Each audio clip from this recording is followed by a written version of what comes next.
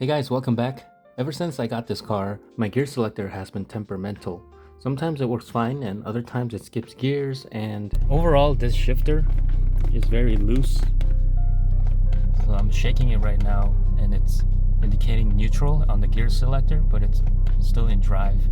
So for example, the gear selector right now, never mind that it shakes a lot, but right now it's selecting 1, but on the actual the car is saying 2. The thing that usually goes bad is the bushing at the end of the shifter cable, which is located below the battery tray. So after removing the battery and the metal tray, you should be able to see it peeking through. To my surprise, mine had no bushing on there at all, so I was shifting on hopes and dreams. Luckily, this bushing is available at AutoZone. It's a Dorman brand, part number 14041. So there's a few choices. I think I'll just have to keep trying. I know it's one of the tan ones. I'll try this one first.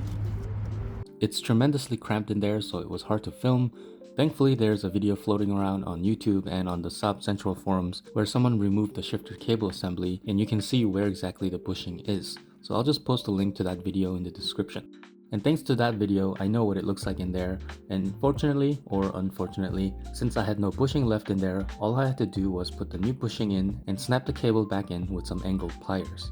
The hole in the bushing should line up with the ball joint coming out of the transmission side and go in with a nice click.